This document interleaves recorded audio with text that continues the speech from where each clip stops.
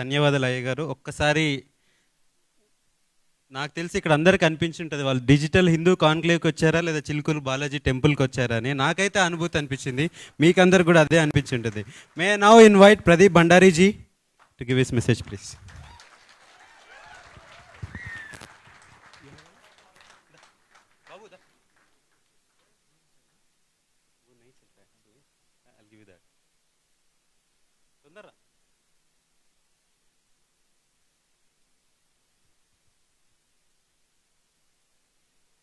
Next speaker వచ్చే లోపల ready ఉండాలి.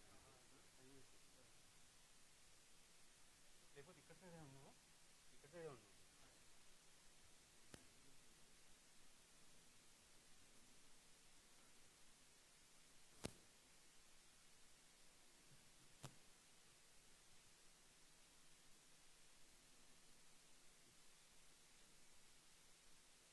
ప్రదీప్ జీ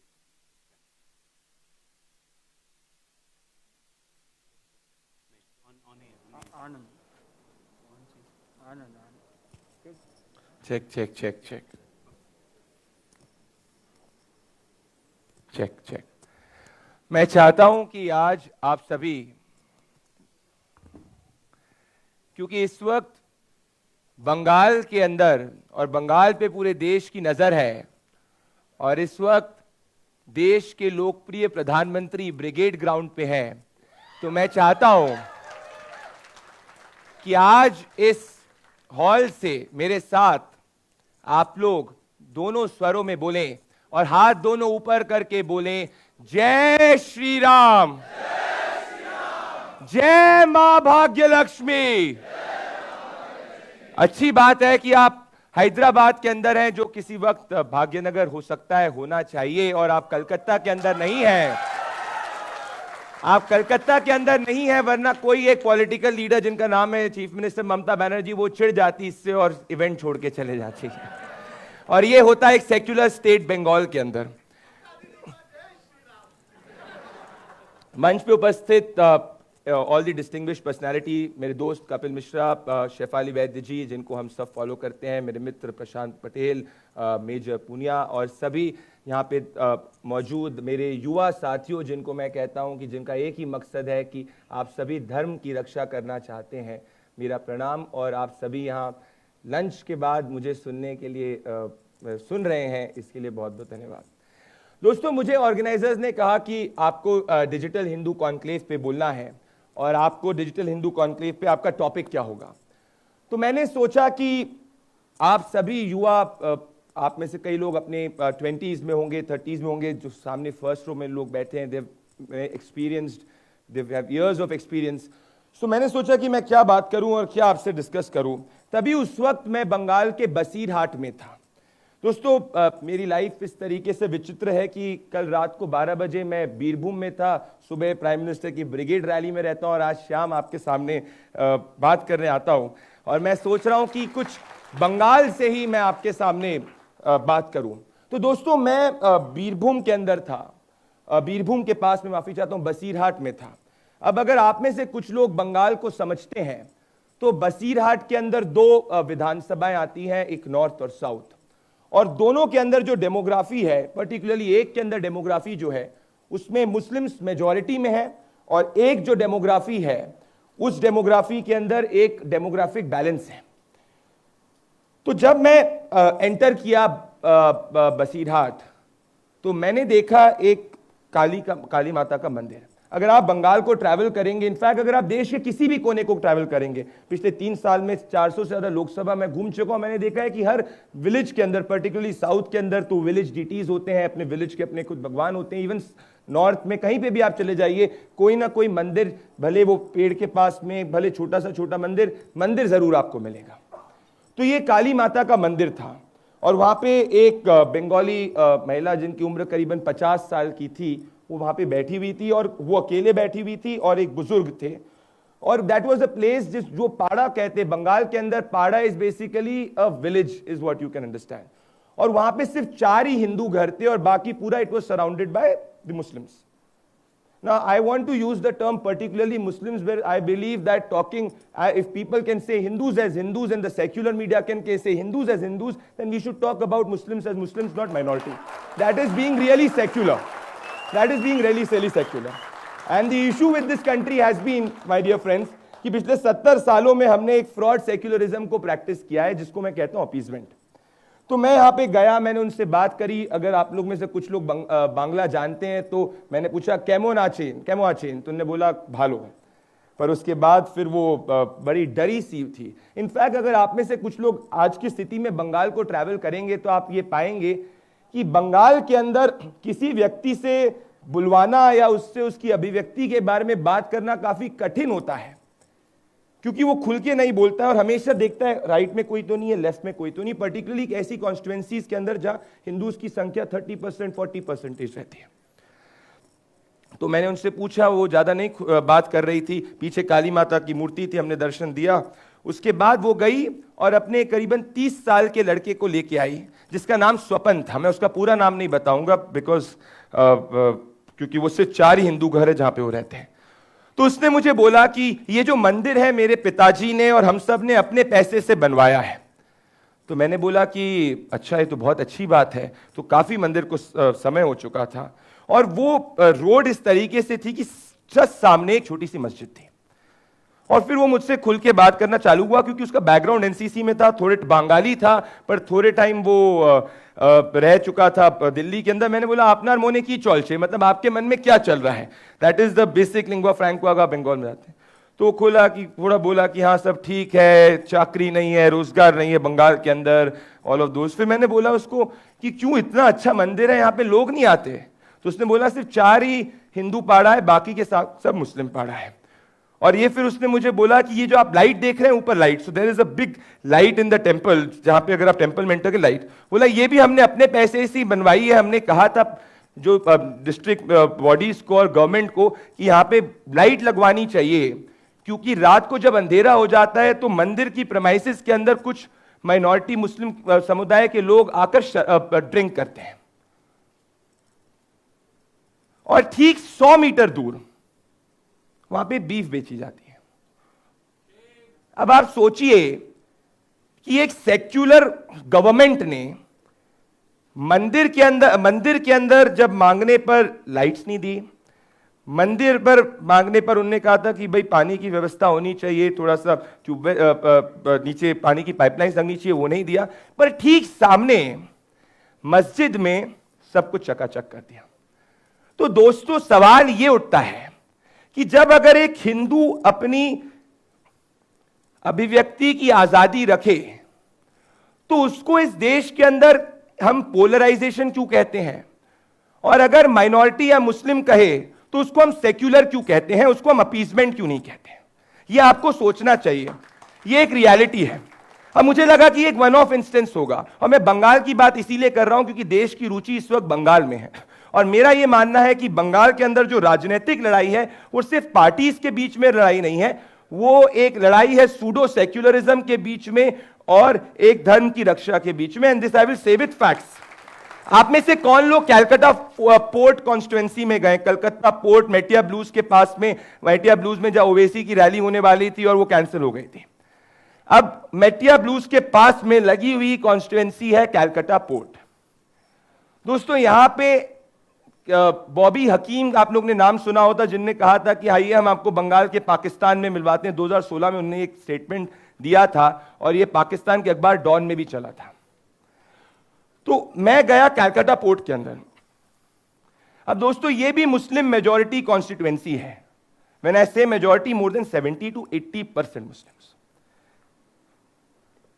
अब जैसे ही कॉन्स्टिट्यूएंसी को एंटर करेंगे, ममता बनर्जी ने, आपको याद है चीफ मिनिस्टर ममता बनर्जी ने कहा था कि हम लंदन बनाएंगे बंगाल को।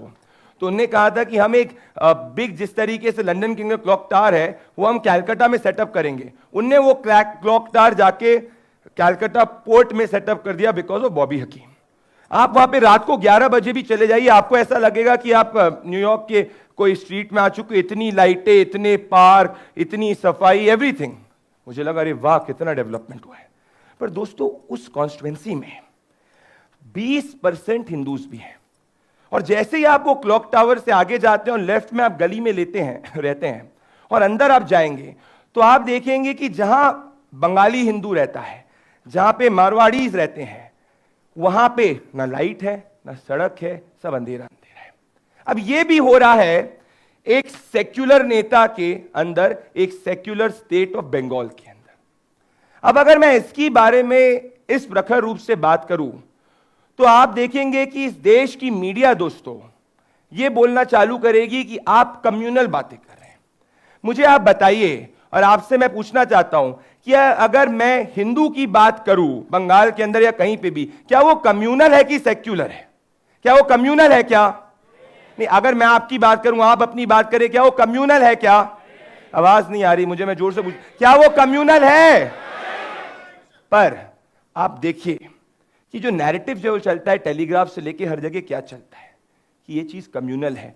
दोस्तों ये वर्ड पोलराइजेशन से भी मुझे दिक्कत है, और मैं ये सब इसीलिए डिस्कस कर रहा हूं क्योंकि जब तक आप नैरेटिव के रूट पे नहीं जाएंगे, आप हमेशा से अपनी आइडेंटिटी पे सेल्फ कॉन्फिडेंट नहीं होंगे। मीडिया एक चीज की बात करती है, आइडेंटिटी पॉलिटिक्स। दोस्तों आइडेंटिटी पॉलिटिक्स की तभी क्यों बात होती है जब हिंदूज ये डिसाइड करते हैं कि उनको अपने अस्तित्व को बचाना है।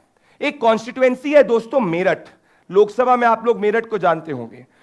मेरठ के अंदर भी 3.5 to 4 लाख मुस्लिम पॉपुलेशन है। बिफोर 2014 वो कॉन्स्टिट्यूएंसी हमेशा से समाजवादी पार्टी और इन लोग का गढ़ हुआ करती थी, और वहां पे जो 3 to 4 lakh Muslim voting block होता है, वो जहां वोट करता था वहां का रिजल्ट हो जाता था। पहली बार 2014 के बाद में हिंदूज ने उस कॉन्स्टिट्यूएंसी में एक तरफा वोट किया, क्योंकि उनको दिक्कत यह थी कि वहां पे उनकी लड़कियों को ग्राउंड पे छेड़ा जाता है और इसकी बात समाजवादी पार्टी की सरकार सुनती नहीं है। पर अगर आप मेरठ की खबरें उठा के देखेंगे तो उसकी विक्ट्री को दिखाया जाएगा कि oh it is a result of polarisation, it is a result of communal politics. ऐसा क्यों है? क्या हमारे देश के अंदर मेजॉरिटी की अभिव्यक्ति की आजादी को कम्युनल कहना किस तरीके से सही है? क्या अभिव्यक्ति की आजादी या ये whole logic of minority under operation तभी क्यों होता है जब सिर्फ let's say we talk about the Muslims and the media talks about the Muslim? I am being as secular as it can get. This is the most secular statement according to me because this is based on facts. तो मेरे हिसाब से दोस्तों ये जितना भी communal politics की शुरुआत होती है अपीजमेंट की, और अपीजमेंट होता चला आया है 70 सालों से। इनफैक्ट जिस तरीके से नागेश्वर जी ने बात करी कि बिल्कुल रिलीजन के आधार पे क्यों चीजें देनी चाहिए, मैं सहमत हूं।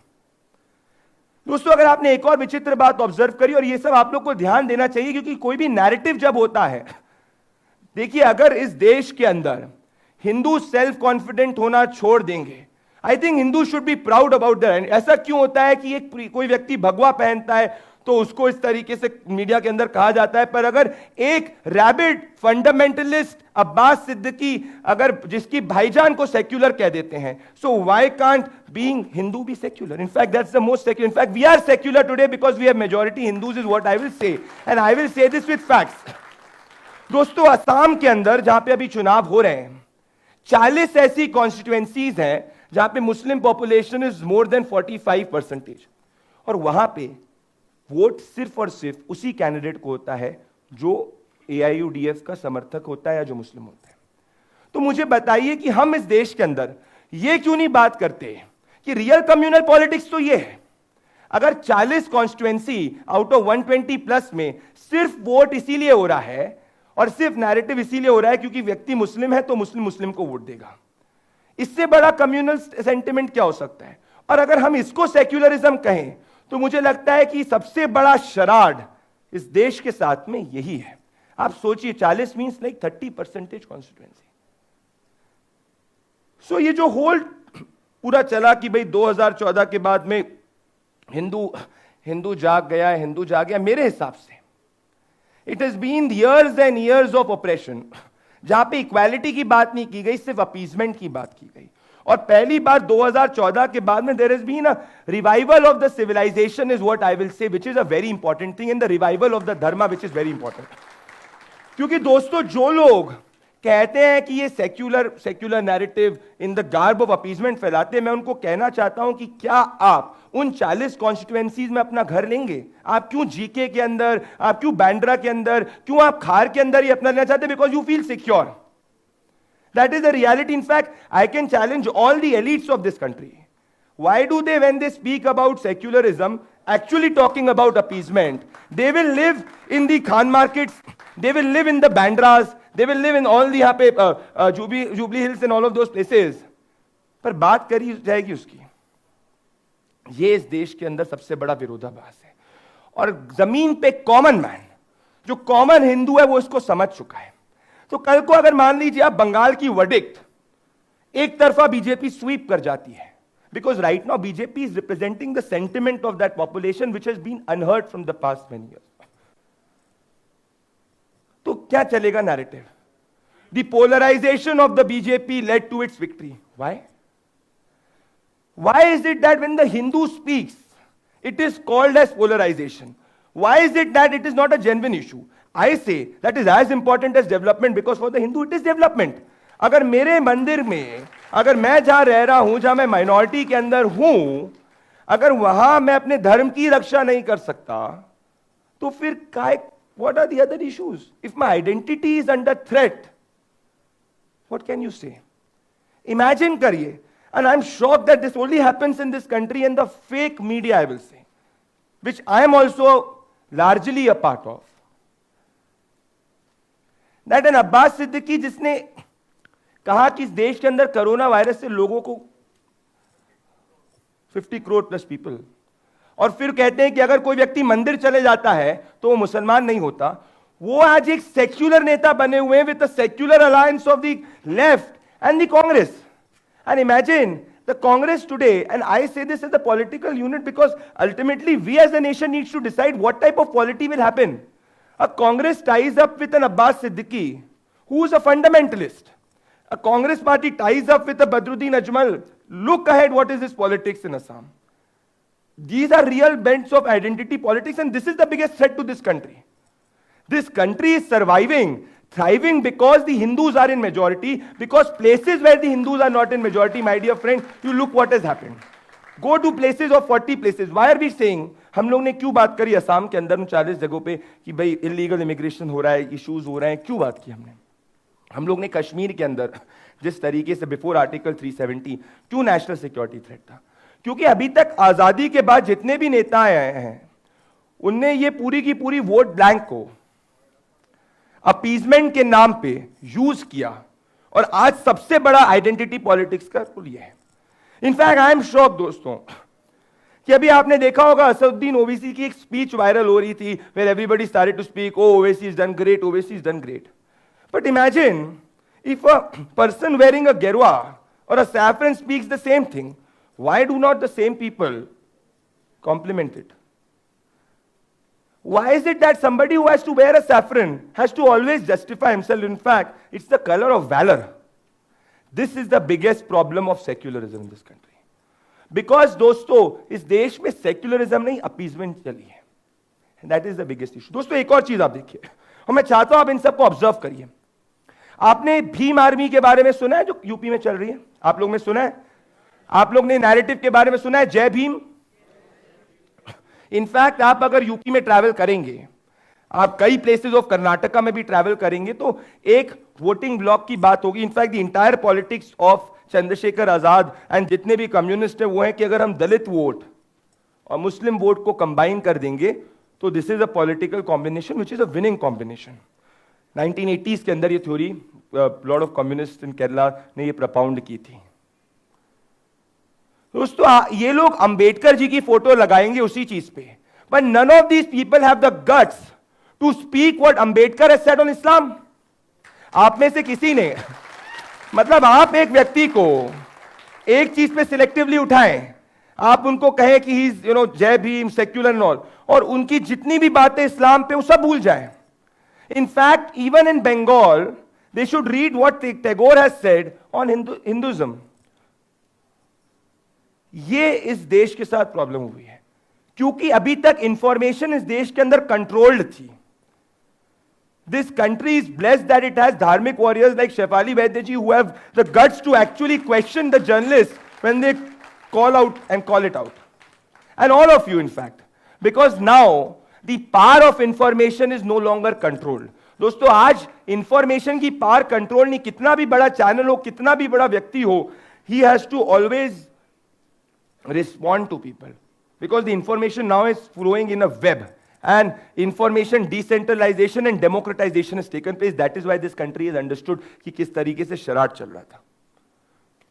तो कई लोग कहना, एक टर्म चालू हुई है कि भाई गोदी मीडिया, गोदी मीडिया, गोदी मीडिया, गोदी मीडिया. ये एनडीटीवी के रवीश कुमार ने ये टर्म को चालू किया. मैंने बड़ा अच्छी बात है. अब रवीश कुमार का किसी ने श्री राहुल गांधी के साथ में इंटरव्यू देखा है 2019 का? किसी ने देखा है? मुझे ऐसा लग रहा था दो लव बडीज एक दूसरे से बात कर रहे हैं. अब ये लोग जो हैं, ये नहीं है गोदी असली. दिस इज द हिपोक्रेसी दोस्तों. And the common man on the ground has understood this. That is why जब वोट पड़ता है तो ये लोग सोचते हैं, अरे ये कैसे पड़ गया वोट, अरे कैसे जीत गया मोदी, अरे ये कैसे हो गया. पर सच्चाई ग्राउंड पे is actually the issues. These are real issues. In fact, in the GHMC elections in Hyderabad, which should be Bhagyanagar sometime,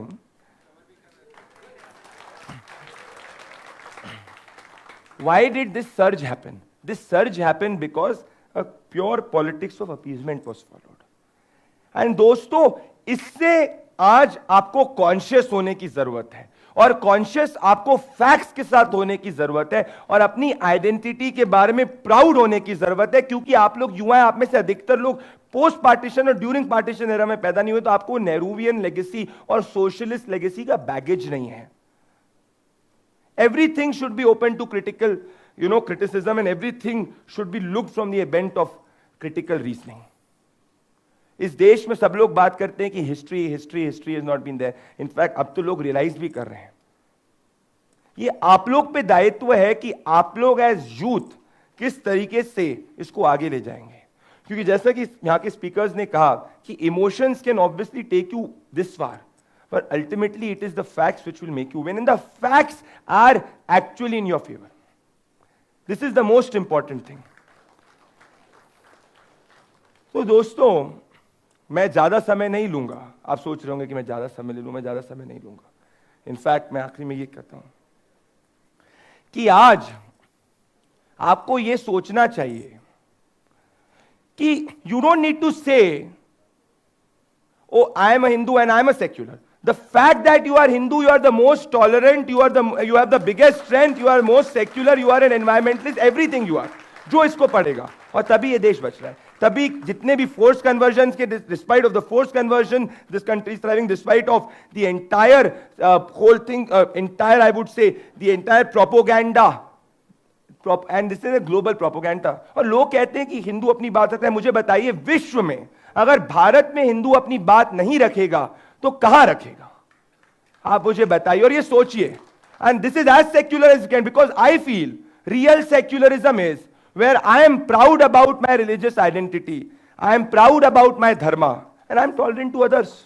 I don't need to be fake neutral. Neutrality करके कुछ नहीं होता है. जब बच्चा पैदा होता है उसके बाद धीरे धीरे बढ़ के जब वो चॉइसेस लेना चालू करता है, अपने आप उसकी सब्जेक्टिविटी आ जाती है. तो मुझे लगता है कि आपको ये गार्ब ऑफ न्यूट्रलिटी, हाँ एजेंडा है, एजेंडा धर्म है, एजेंडा देश है, एजेंडा देश की रक्षा है, और यही मेरा एजेंडा है और इस नए इंडिया का एजेंडा होना चाहिए. क्योंकि दोस्तों 75 साल ऑफ आजादी नेक्स्ट ईयर कंप्लीट होने वाले हैं और हमको एज अ नेशन डिसाइड ये करना है. It's not about the political party for me. It is about what is the political narrative. The political narrative in this country has to be aspirational. It has to be against pseudo-secularism. And the political narrative in this country should be so secular that if I, along with you, chant Jai Shri Ram, it should not be looked as political only. It should be looked as secular as everything else can be. So मेरे साथ आखिरी में बोलिए जय Shri Ram. Thank you so much. धन्यवाद.